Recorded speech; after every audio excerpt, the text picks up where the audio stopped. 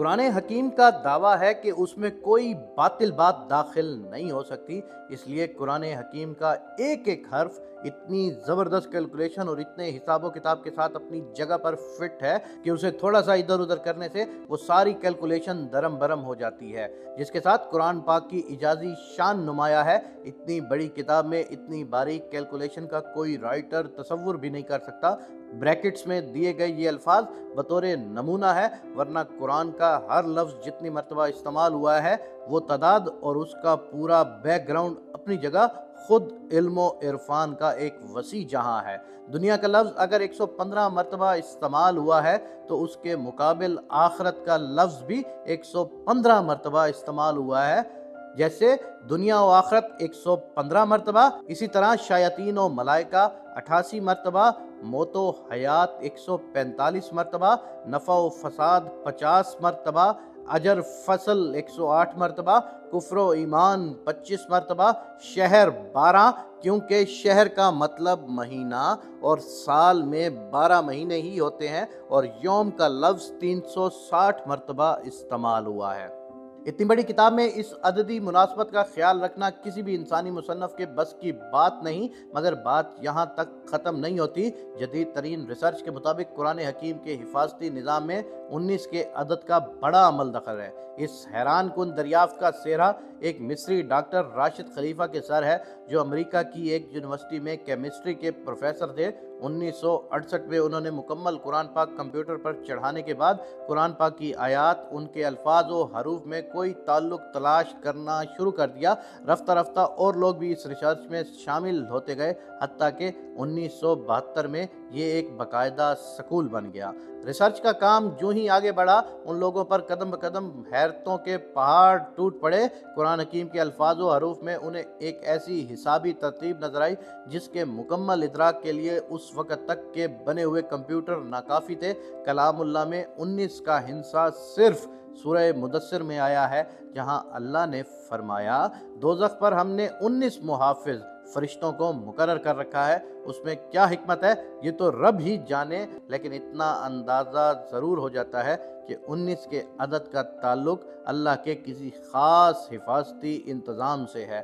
پھر ہر سورت کے آغاز میں قرآن مجید کی پہلی آیت بسم اللہ کو رکھا گیا ہے، گویا کہ اس کا تعلق بھی قرآن پاک کی حفاظت سے ہے، کیونکہ ہم دیکھتے ہیں کہ بسم اللہ کے کل حروف بھی 19 ہی ہیں۔ پھر یہ دیکھ کر مزید حیرت میں اضافہ ہوتا ہے کہ بسم اللہ میں ترتیب کے ساتھ 4 الفاظ استعمال ہوتے ہیں، اور ان کے بارے میں ریسرچ کی تو ثابت ہوا کہ اسم پورے قرآن میں 19 مرتبہ استعمال ہوا ہے۔ لفظ الرحمن 57 مرتبہ استعمال ہوا ہے، جو کہ 19 ضرب 3 کا حامل ہے، اور لفظ الرحیم 114 مرتبہ استعمال ہوا ہے، جو 19 ضرب 6 کا حاصل ہے، اور لفظ اللہ پورے قرآن میں 2699 مرتبہ استعمال ہوا ہے، جو کہ 19 ضرب 142 کا حاصل ہے۔ لیکن یہاں بقیہ ایک رہتا ہے، جس کا صاف مطلب ہے کہ اللہ کی ذات پاک کسی حساب کے تابع نہیں ہے، وہ یکتا ہے۔ قرآن مجید کی سورتوں کی تعداد بھی 114 ہے، جو کہ 19 ضرب 6 کا حاصل ہے۔ سورہ توبہ کے آغاز میں بسم اللہ نازل نہیں ہوئی، لیکن سورہ نمل آیت نمبر 30 میں مکمل بسم اللہ نازل کر کے 19 کے فارمولے کی تصدیق کر دی گئی۔ اگر ایسا نہ ہوتا تو حسابی قاعدہ فیل ہو جاتا۔ آئیے اب حضور اکرم صلی اللہ علیہ وسلم پر اترنے والی پہلی وحی کی طرف۔ یہ سورہ الق کی پہلی 5 آیات ہیں، اور یہیں سے 19 کے اس حسابی فارمولے کا آغاز ہوتا ہے۔ ان 5 آیات کے کل الفاظ 19 ہیں، اور ان 19 الفاظ کے کل حروف 76 ہیں، اور جو ٹھیک 19 ضرب 4 کا حاصل ہے۔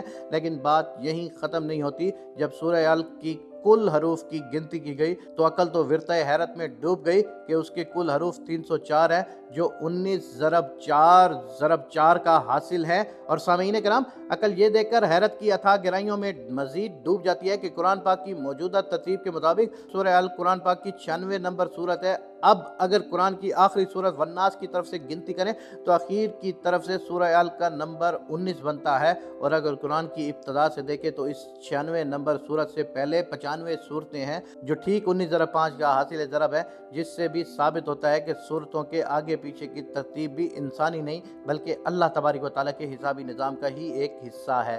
قرآن پاک کی سب سے آخر میں نازل ہونے والی سورہ نصر ہے۔ یہ سن کر آپ پر ایک مرتبہ پھر خوشگوار حیرت طاری ہوگی کہ اللہ تبارک و تعالیٰ نے یہاں بھی 19 کا نظام برقرار رکھا۔ پہلی وحی کی طرح آخری وحی سورہ نصر ٹھیک 19 الفاظ پر مشتمل ہے۔ یوں کلام اللہ کی پہلی اور آخری صورت ایک ہی حسابی قاعدے سے نازل ہوئی۔ سورہ فاتحہ کے بعد قرآن حکیم کی پہلی سورہ بقرہ کی کل آیات 286 ہیں۔ 2 ہٹا دے تو مکی صورتوں کی تعداد سامنے آتی ہے، 6 ہٹا دے تو مدنی صورتوں کی تعداد سامنے آتی ہے۔ 86 کو 28 کے ساتھ جمع کریں تو کل صورتوں کی تعداد 114 سامنے آتی ہے۔